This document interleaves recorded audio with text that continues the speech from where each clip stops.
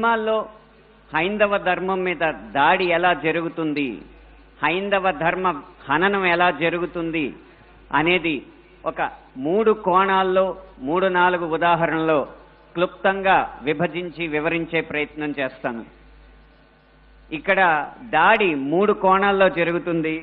అందులో ఒకటి కావ్యేతిహాస పురాణాలని వక్రీకరించడం, 2 తెర మీద కనిపించే పాత్రల్లో వినిపించే పాటల్లో హైందవ ధర్మాన్ని దుర్వినియోగం చేయడం, 3 తెర వెనక మా ముందు అన్యమతస్థుల ప్రవర్తన. ఈ 3 అంశాల్లో మొదటిది కావ్య పురాణేతిహాసాల వక్రీకరణ. వాల్మీకి రామాయణం, వ్యాస భారతం భారత సాహితీ వాన్మయ శరీరానికి 2 కళ్ళ లాంటివి. కానీ అదే వ్యాస భారతాన్ని, అదే వాల్మీకి రామాయణాన్ని వినోదం కోసం వక్రీకరించిన సందర్భాలు కోకొల్లలు.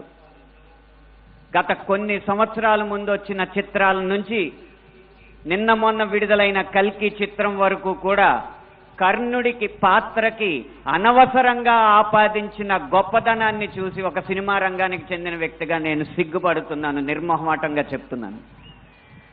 అది కూడా ఈ కృష్ణా జిల్లా గడ్డ మీదే నిలబడి చెప్తున్నాను. అప్పటి చిత్ర దర్శకులు, ఇప్పటి చిత్ర నిర్మాతలు ఇదే జిల్లా వారికి చెందిన వారైనా సరే పొరపాటు అని మనం చెప్పకపోతే ఈ హైందవ ధర్మంలో పుట్టినట్టు కాదు, ఈ హైందవ ధర్మాన్ని ఆచరించినట్టు కాదు, హిందువుగా ప్రకటించుకోవడం వ్యర్థం అని చెప్పి ఘంటాపథంగా తెలియజేస్తున్నాను. ఇప్పుడే ఈ సభలో, ఈ గొప్ప సభలో సత్యవాణి గారిని అభినవ ద్రౌపదిగా వక్తలు అభివర్ణించారు. ఆవిడే ఒప్పుకుంటారా? నిండు సభలో ద్రౌపదిని వలువలు వలచండి అని సలహా ఇచ్చిన కర్ణుణ్ణి సూర్యుడు అంటే సత్యవాణి గారు లాంటి మహిళా మండలి ఒప్పుకుంటారా? గంధర్వుల్ని చూసి, గంధర్వ సైన్యాన్ని చూసి ప్రాణమిత్రుణ్ణి కూడా వదిలేసి ప్రాణభయంతో పరుగులెత్తిన కర్ణుణ్ణి ధీరుడు, సూర్యుడు, వీరుడు అంటే ఈ హైందవ సమాజం ఒప్పుకుంటుందా? ఇలా ఎన్ని విధాలు చూసినా దానంగా వచ్చిన రాజ్యంలో తనకొచ్చిన కొద్దిపాటి సంపదని ఏదో దానాలు చేసినంత మాత్రాన ధర్మరాజు అంత గొప్ప దాత అని చెప్పి కర్ణుడిని అంటే మన సమాజం ఒప్పుకుంటుందా? నిన్న మొన్న వచ్చిన కల్కి సినిమాలో అగ్నిదేవుడు ఇచ్చిన ధనస్సును పట్టిన అర్జునుడి కంటే సూర్యుడు ఇచ్చిన ధనస్సు పట్టిన కర్ణుడు వీరుడు అని చెప్తుంటే యుద్ధంలో నెగ్గేది ధనుస్సా ధర్మమా అని ప్రశ్నించకుండా మనం ఊరుకుంటామా? ఒక్క భారతంలోనే కాదు, వాల్మీకి రామాయణంలో రాయి ఆడదైనట్టు, రాళ్లను తేల్చి వారధైనట్టు, రాముడు లవకుశుల మధ్య యుద్ధం జరిగినట్టు, ఇలా చిత్రీకరణకు అందంగా ఉండడానికి ఎన్నో అభూత కల్పనలు, ఎన్నో వక్రీకరణలు జరుగుతుంటే ఇంకా మనం ఇలా ఊరుకుంటూ ఉంటే ఎన్ని సినిమాలు ఎలా వస్తాయి? ఒక్క వక్రీకరణే కాదు, చిత్రీకరణలో, గీతాలాపనలో ఎన్ని రకాల హననాలు జరిగినాయో మనం గమనిస్తూ ఉండాలి. మీరు కొంతకాలం క్రితం ఒక హిందీ పాట వినే ఉంటారు, దమ్మరదం మిట్ జాయహం బోలో శుభశ్యామ్ హరే కృష్ణ హరే రామ్. రండి దమ్ము కొడదాం, కలుసుకుందాం, శుభ సాయంత్రం చెప్పుకుందాం, తర్వాత హరే కృష్ణ హరే రామ్ అందాం.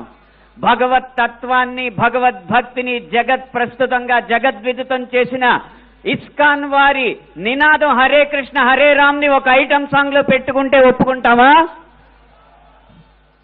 మీ ముందు ఇప్పుడు 2 దారులు ఉన్నాయి. కాళీ అన్న సినిమా డాక్యుమెంటరీ పోస్టర్లో కాళికామాత సిగరెట్ కాలుస్తుంటూ ఒక పోస్టర్ వేస్తే మన ముందు 2 దారులు ఉన్నాయి. ఒకటి నిమ్మకు నీరెత్తినట్టు కూర్చోవడం, 2 నిగ్గదీసి నిలదీయడం. మీ దారి 1, 2? పీకే అన్న సినిమాలో రాయి మీద పాన్ పరాగ్ ఊసి అదే శివలింగం అని చెప్పి వెటకారం చేసి అన్య మతస్థుల మందిరాల్లోకి మాత్రం వెళ్లకుండా వాళ్ళు తరిమి కొట్టినట్టు తెలివిగా తప్పించుకున్నారు. అప్పుడు మన ముందు 2 దారులు ఉన్నాయి, నిమ్మకు నీరెట్టినట్టు నుంచోవడం, నిగ్గదీసి నిలదీయడం. మీ దారి 1, 2? కాస్మిక్ సెక్స్ అన్న సినిమాలో ఇంత అద్భుతమైన పీఠాధిపతుల ఆహార్యాన్ని అనుకరించి గురువులు పీఠాధిపతులు వచ్చిన శిష్యురాలతో శృంగార కార్యకలాపాలు చేస్తున్నట్టు చూపెడుతున్నారు. మీ ముందు రెండే దారులు ఉన్నాయి. ఒకటి నిమ్మకు నీరెత్తినట్టు కూర్చోవడం, రెండు నిగ్గదీసి నిలదీయడం. మీ ఆప్షన్ ఒకటా రెండా?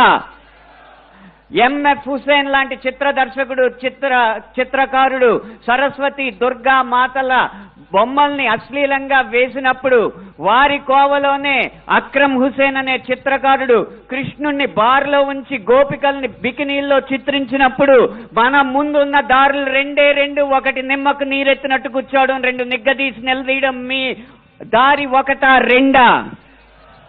ఛత్రపతి శివాజీ తర్వాత అంత గొప్ప మరాఠా యోధుడు బాజీరావుని బాజీరావు మస్తానీగా ప్రేమ పిచ్చోడుగా చిత్రీకరించినప్పుడు మన ముందు రెండే రెండు దారులు ఉన్నాయి. ఒకటి నిమ్మకు నీరెత్తినట్టు కూర్చోవడం, రెండు నిగ్గదీసి నిలదీయడం. మీ దారి ఒకటా రెండా?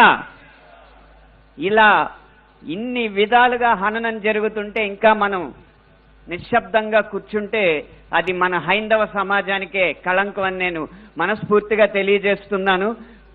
పాటని ఎలా ఉపయోగించచ్చో, అదే హరే కృష్ణ హరే రామ్ని ఎలా ఉపయోగించచ్చో సీతారాం శాస్త్రి గారు మనకు తెలియజేశారు. హరే రామ హరే కృష్ణ కృష్ణ కృష్ణ హరే హరే. రామున్నైనా కృష్ణున్నైనా కీర్తిస్తూ కూర్చుంటామా? వాళ్ళేం సాధించారో కొంచెం గుర్తిద్దాం మిత్రమా. సంద్రం కూడా స్తంభించేలా మన సత్తా చూపిద్దామా? సంగ్రామంలో గీతా పాఠం తెలుపమా. ఇది పాట రాయడం అంటే, ఇది పాట ద్వారా సమాజ హితం కోరడం అంటే, ఇది పాట ద్వారా మార్పు తీసుకురావడం అంటే, ఇది పాట ద్వారా ఉత్సాహం రేకెత్తడం అంటే, ఉద్వేగం రేకెత్తడం అంటే, ఉత్తేజితుల్ని చేయడం అంటే, ఈ దారిలో మాలాంటి పాటల రచయితలు అందరూ నడవాలని నేను కోరుకుంటున్నా. ఇక ఆఖరి అంశం మాకు వ్యక్తిగతంగా జరిగేది తెర వెనక సినిమాల్లో అన్య మతస్థులు చేసేది ఒక్క అనుభవం చెప్పి మీకు ముగిస్తాను. ఒక సినిమా పాట రాయడానికి నేను ఒక సంగీత దర్శకుడి దగ్గరికి వెళితే ఆ పాటలో బ్రహ్మాండ నాయకుడు అన్న హిందూ పదం ఉందని చెప్పి ఆ పాట చేయనన్నాడు. నువ్వు ఒక్క హిందూ పదం ఉందని చెప్పి పాట చేయనన్నావు కాబట్టి జీవితాంతం నువ్వు చేసిన ఏ పాటకి నేను రాయనని చెప్పి ప్రతిజ్ఞ చేసి 15 సంవత్సరాలుగా ఆ వ్యక్తికి నేను పాట రాయలేదు.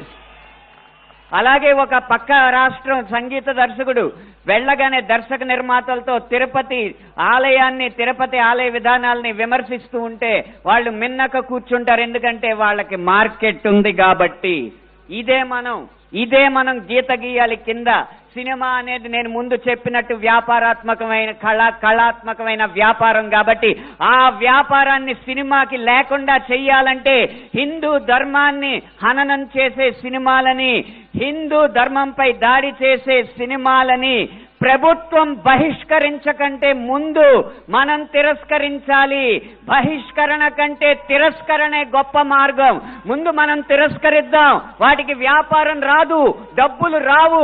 డబ్బులు రాకపోతే ఏ నిర్మాత వచ్చి హిందూ ధర్మాన్ని హననం చేసే సినిమా తీస్తాడో మనం చూద్దాం. భం భం భం భం భళా భళా మోగిందిర శంఖారావం, ఇది హైందవ శంఖారావం. హిందూ బంధువులందరొక్కటై ముందుకే గమని భావం, ముందు చూపాలి ప్రభావం. 3 నిమిషాల ఈ పాట రాసే అవకాశాన్ని, 5 నిమిషాల ఈ ప్రసంగం చేసే అవకాశాన్ని నాకు ఇచ్చిన ఈ నిర్వాహకులకి వేవేల పాదాభివందనాలు తెలియజేసుకుంటూ జై హింద్, జై శ్రీరామ్.